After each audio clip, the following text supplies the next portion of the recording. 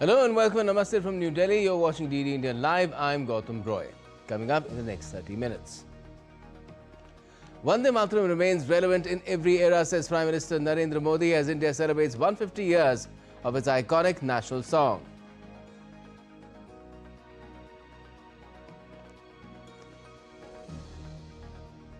Clandestine and illegal nuclear activities are in keeping with Pakistan's history, says India's Ministry of External Affairs, on US President Trump's claim that Islamabad, China and others are conducting nuclear tests. In face of growing US assaults and threats, Russia says it's ready to respond to Venezuela's requests for military support, including repairs to Russian-made Sukhoi fighter jets, radar upgrades and missile system deliveries. And hockey, India celebrates 100 years. Sports Minister Mansukh Mandavia leads the centenary celebrations held at the Major Dhyan Chand National Stadium in New Delhi.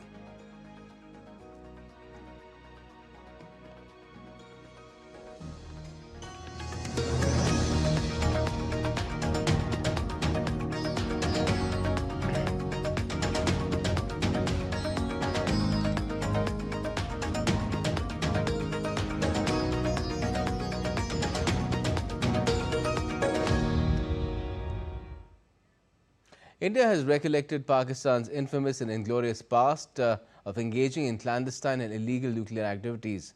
At a media briefing in New Delhi, External Affairs Ministry spokesperson Randhir Jaiswal said these actions reflect Pakistan's long history of smuggling, export control violations and secret proliferation networks. Clandestine and illegal nuclear activities are in keeping with Pakistan's history. That is centered around decades of smuggling, export control violations, secret partnerships, AQ Khan network, and further proliferation. India has always drawn the attention of the international community to these aspects of Pakistan's record.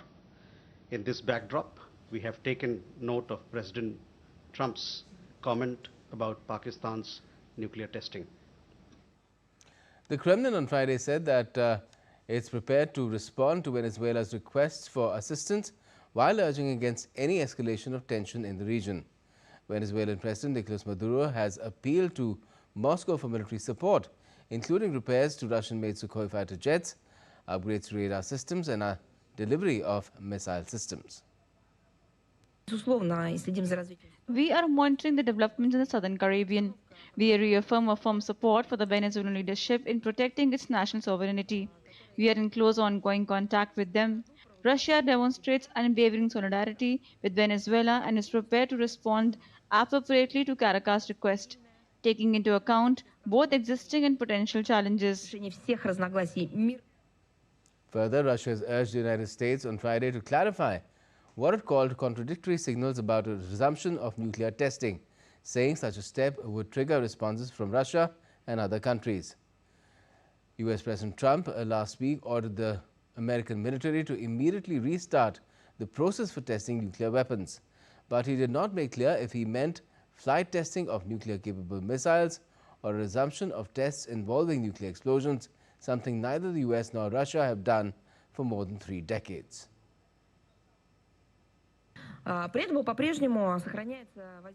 It is worth noting the mentioned events followed the controversial remarks made by the US President about the intentions to set up the nuclear testing in response to certain equivalent moves by Russia and China. Still, the question persists. Is it about testing of delivery systems of nuclear weapons, or does Washington consider resuming under false pretext the explosive testing of nuclear elements contrary to provisions of the Comprehensive Nuclear Test Ban Treaty? I think that the representatives of Washington must answer these questions. Now, across the United States, hundreds of flights have been cancelled on Friday after the Trump administration ordered reductions to ease strain on air traffic controllers who are working without pay amid congressional paralysis on funding the US budget. 40 airports were due to slow down, including the giant hubs in Atlanta, Newark, Denver, Chicago, Houston and Los Angeles.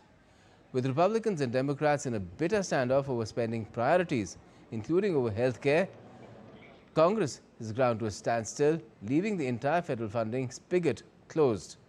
More than 800 flights scheduled for Friday were cancelled.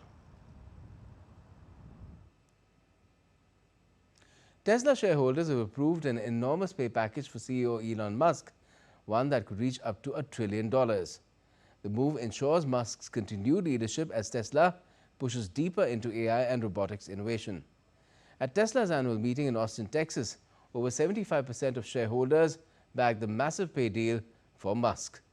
The plan secures Musk's stay at the company for at least 7.5 years more, while boosting his stake from 12 to a possible 25%.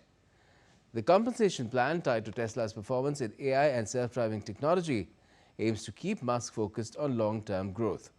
Musk has described Tesla's potential growth as nearly boundless, saying that it will be the most valuable company in the world by far if it delivers on envisioned advances on autonomous driving and artificial intelligence. The United Kingdom on Friday removed Syrian Transitional President Ahmed al-Shara and Interior Minister Anas Khattab from its sanctions list. Following a similar decision by the United Nations Security Council, the move comes days before al-Shara's expected meeting with US President Trump in Washington.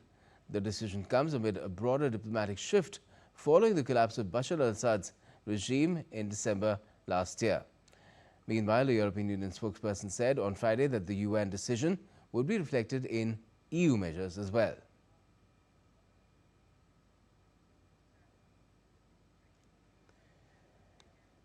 The European Union on Friday said it would deny Russians multi-entry visas as security fears rise nearly 4 years into the war on Ukraine.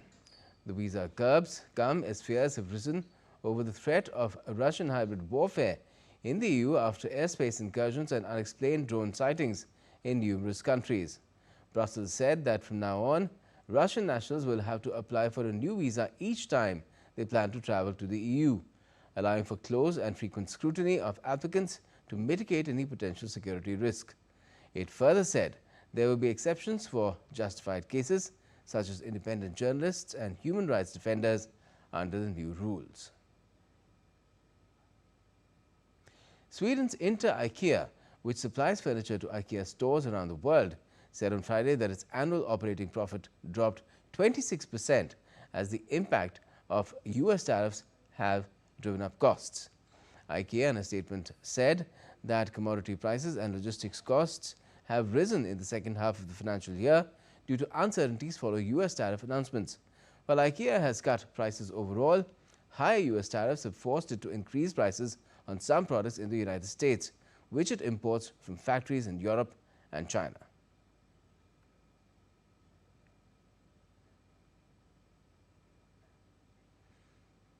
Now, no other business sector is running as hot these days as AI and big data. And Google, one of the big players, is announcing a major investment in Germany. For more, I am joined by Deutsche Welle's correspondent Lars Holter from Berlin. Well, good evening to you, Lars. What is Google planning for Germany? Thanks for having me. Well, Google is expanding its presence in Germany. They haven't given any particular numbers so far, but we do know that the company is planning to invest between $91 and $93 billion this year alone, global that is, and they're planning to spend even more next year. And it's all on data centers and the entire infrastructure around those, including specifically, apparently, with regards to Germany. And they're looking at investing in innovative projects to power their data centers using renewable energy, including waste heat. Now, Google has had a strong presence in Germany for years, with their main data center being located near Frankfurt. And while the company has acquired buildable lots in that area too, they're also saying they're having big plans for Munich and Berlin. And Lars, how will Germany's economy benefit from the new Google data centers? Well, that's tough. It won't benefit too much beyond the signal this investment sends about Germany being open for business. The problem is data centers are not really at the heart of a massive value creation chain. Of course, they need to be constructed and maintained. So there's a few jobs. But most of the investment will actually flow into the equipment needed, and much of that will not come from Germany at all. The chips needed in such data centers are usually NVIDIA chips, and according to some experts, they will cost as much as 60 to 70% of the total investment. And then once all the hardware is installed, data centers usually don't employ tons of people either. So there is really only a limited benefit with regards to, let's say, the local economy. However, at least we'll have more computing power here as opposed to abroad. And maybe that's the beginning of this effort I mentioned to move more infrastructure to Germany or Europe, for that matter, in an effort to not entirely rely on the US. Well, I guess in such an economic scenario as Germany faces, every drop counts. Lars Holter, thank you for joining us from Berlin. And still to come in this edition of DD India Live. 240-plus films from 81 countries featuring 13 world premieres will be part of the 56th International Film Festival of India. Israel's Oscar entry about a Palestinian boy evokes fan empathy but fury from Israel's government.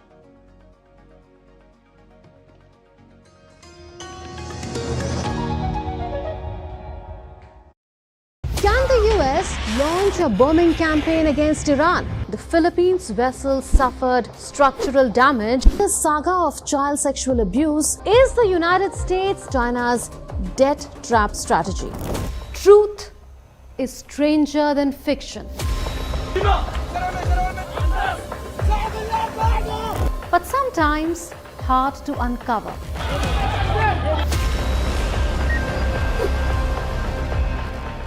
Trust us to tell the truth, unadulterated and pure, of every story that matters to you.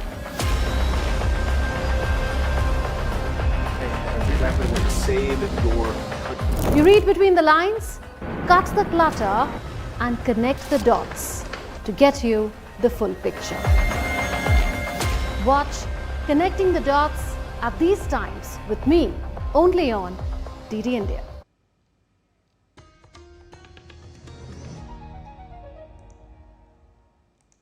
Welcome back. You're watching DD India Live. I'm Gautam Roy. Prime Minister Narendra Modi inaugurated the year-long commemoration of 150 years of the national song Vande Mataram in New Delhi on Friday. The national song Vande Mataram by Bankim Chandra Chatterjee was written during the auspicious occasion of Akshay Navami, which was on the 7th of November in 1875. Vande Mataram first appeared in the literary journal Doordarshan as part of his novel Anand Mat. The song, invoking the motherland as the embodiment of strength, prosperity and divinity, gave poetic expression to India's awakening spirit of unity and self-respect.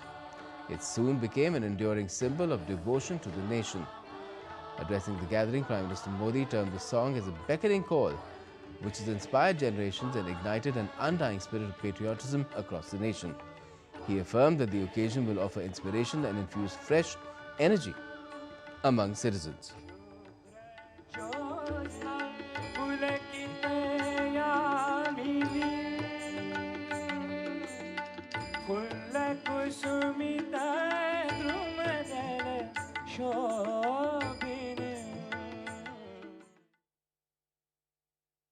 Vande Mataram हर दौर में, हर कालखंड में प्रासंगिक है। इसने अमरता को प्राप्त किया है। वंदे मातरम की पहली पंक्ति है, सुजलाम सुफलाम मलयज शीतलाम सस्य श्यामलाम मातरम, अर्थात प्रकृति के दिव्य वरदान से सुशोभित हमारी सुजलाम सुफलाम मातृभूमि को नमन। साथियों, यही तो भारत की हजारों साल पुरानी पहचान रही है। यहाँ की नदियां, यहाँ के पहाड़, यहाँ के वन, वृक्ष और यहाँ की उपजाऊ मिट्टी, ये धरती हमेशा सोना उगलने की ताकत रखती है।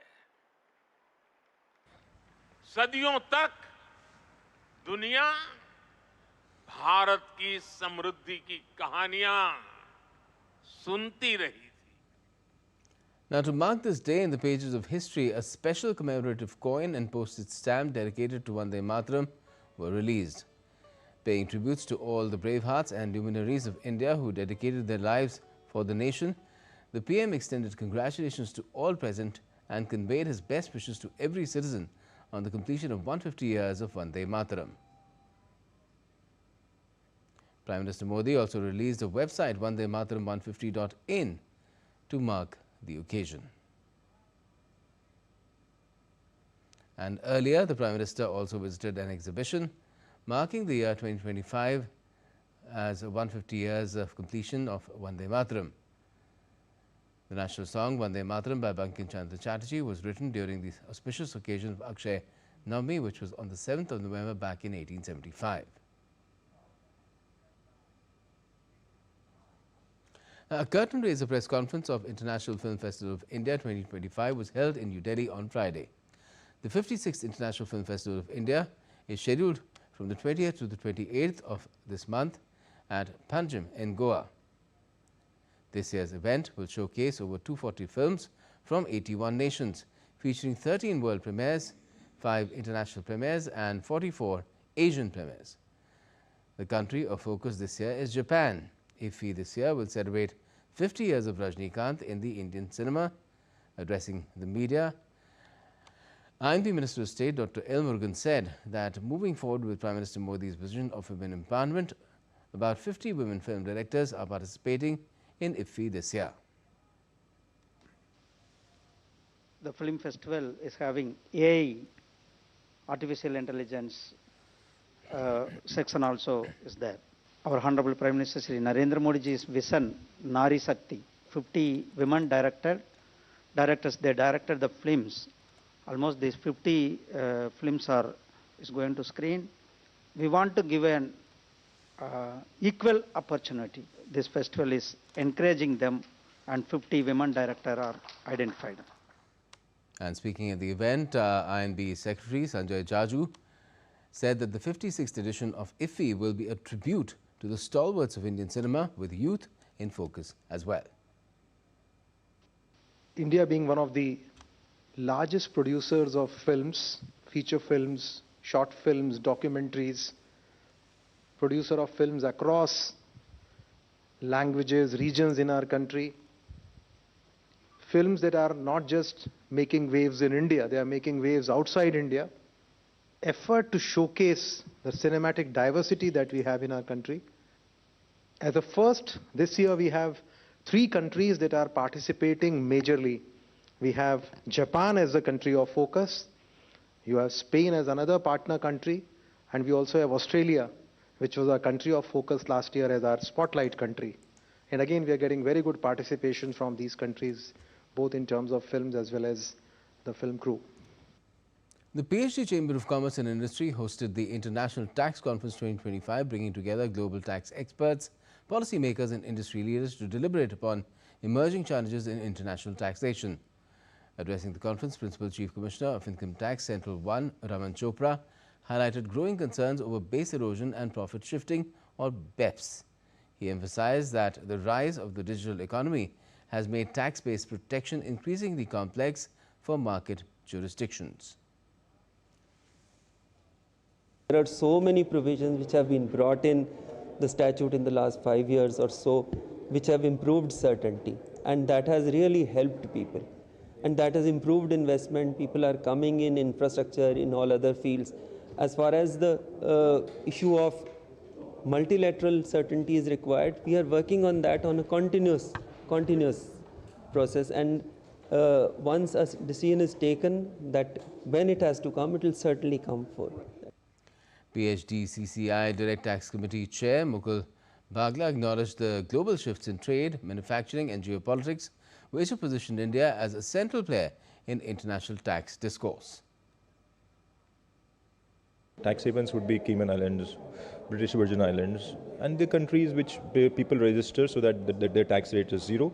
People register in those countries, they do transactions with the residents of other countries, so that the taxation gets eliminated, right?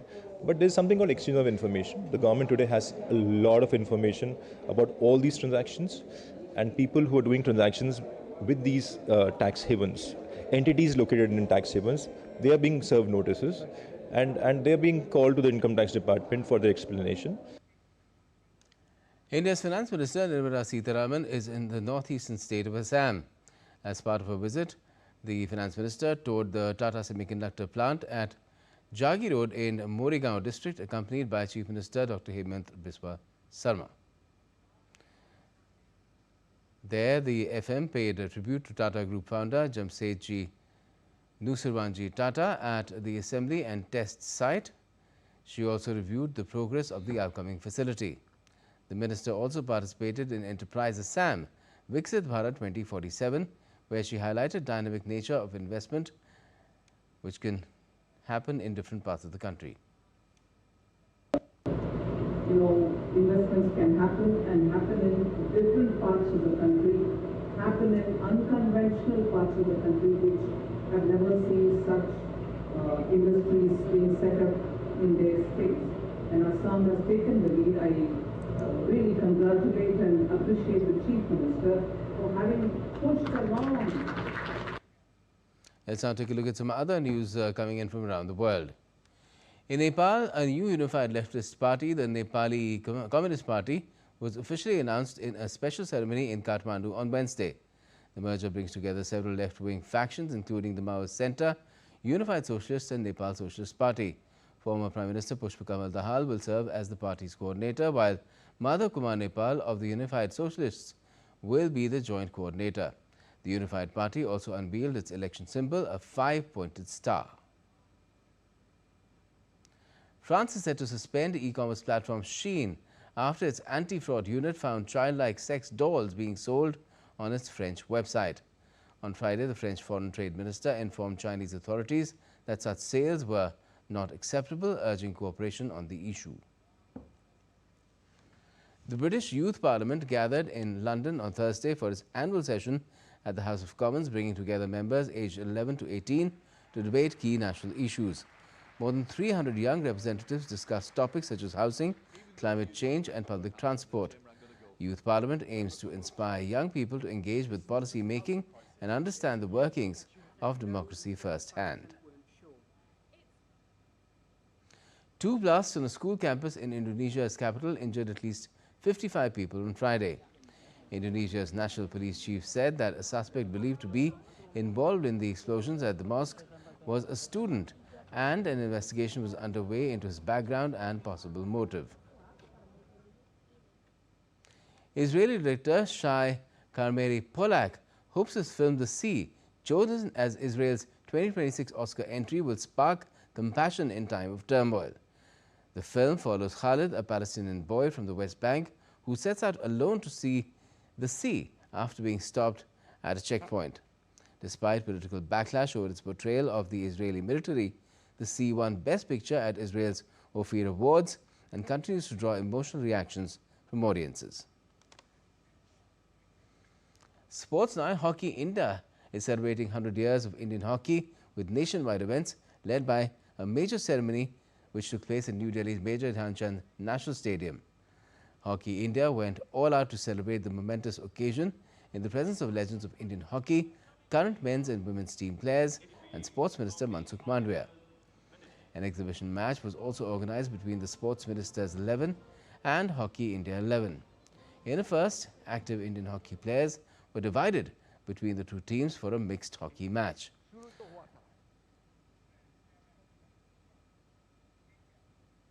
Now to updates from the FIDE Chess World Cup in Goa.